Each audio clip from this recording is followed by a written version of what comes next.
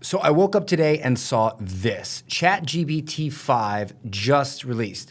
My name is Dan Henry. I run a multi-million-dollar online business from my home, and 80% of my company is run on AI. And I even own my own AI software. So I have like literally every AI platform up on my screen at all times. And today I was doing a research project where I was looking at a competitor to see all the podcasts that he has been on.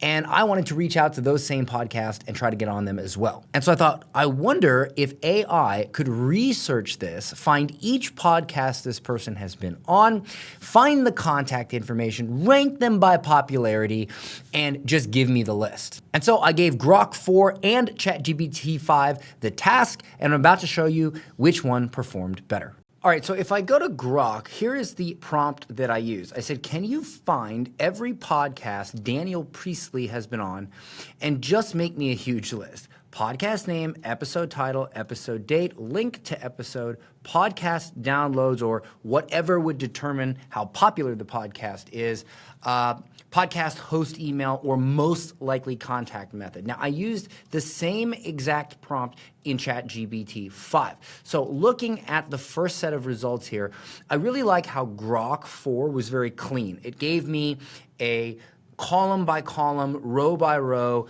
like link to episode, like literally exactly what I asked for, okay?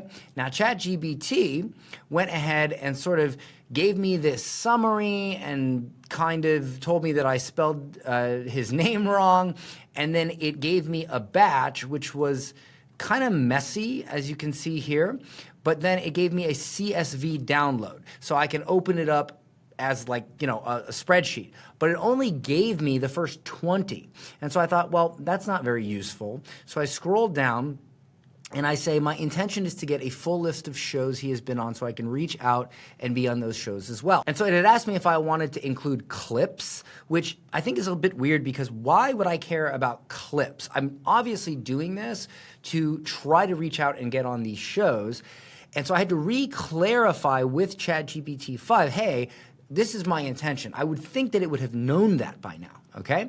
However, with Grok 4, it really did not ask me that. It honestly just kept going. And I said, okay, is this the first list? He's been on hundreds of podcasts. I literally need all of them. It didn't give me any argument, any fluff. It just kept going. And then I said, is there more or is that it? Again, it kept going.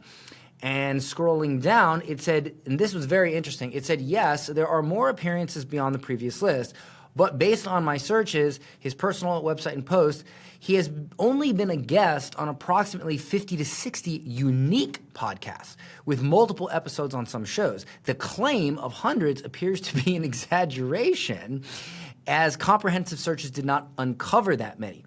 And so this table includes all the unique ones, because again, Grok understood my whole mission here was to simply find podcasts that a competitor was on, reach out to those podcasts, and try to get on them. And it understood that. And it even debunked his claim that he's been on hundreds of podcasts. He's done hundreds of podcast episodes, but he has not been on hundreds of podcasts. And I don't honestly know if that's his claim or someone else's claim, but it was really cool that Grok was able to tell me that without me even honestly realizing it. Whereas ChatGPT, again, gave me this messy list. It didn't really have all the information.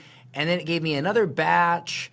And then it kind of, to be honest with you, it just kind of complicated the situation. And it kept asking me these questions like, is multiple appearances fine, worldwide, or just English? The ChatGPT-5 approach was a bit confusing, asked me, honestly, in my opinion, stupid questions, and gave it to me in a way in which it's kind of hard for me to just like put it all together because I have to batch out this stuff and it's just a mess. Whereas Grok 4 gave me a nice clean list which I could copy and paste, or I'm sure I could just say, hey, give this to me in a CSV. And the reason I tried Grok 4, honestly, is because I kept seeing all these clips where all these influencers were saying that when Elon released Grok 4, it's the closest we're gonna get to like general artificial intelligence. Now, I don't know if that's hype or not, but to be quite honest with you, I've been using Grok 4 and very specifically Grok 4 expert mode, which if I upgrade, I can use Grok 4 heavy which is apparently even more powerful. I probably should upgrade. So here's some advice I will give you as a business owner using AI to grow your business. And I feel bad saying this because I have let go of over 75% of my staff in the last year because AI is honestly just doing a better job than them. The AI agents are going out and booking me flights. They're going out and doing real-time research. For instance, I'm holding a private seminar August 23rd here in Dubai, and I needed to find a good conference room that had a certain type of food for a certain budget, hold a certain amount of people, and could be available at certain times. It literally found all of the possible hotels, found me and narrowed me down to 3 or 4, and then I reached out to them and I ended up doing the Ritz-Carlton here in JBR. That saved me like 3 days of time. And so here is my advice. Do not just fire your employees or not hire employees and use AI. The employees that you find, make sure they know how to use AI and they're keeping up with it. And I always like to give resources in my videos to help you. So if you need help getting started making money with AI, whether you have a business or you're just starting a business, I'll leave a link in the description to help you out. See you in the next one.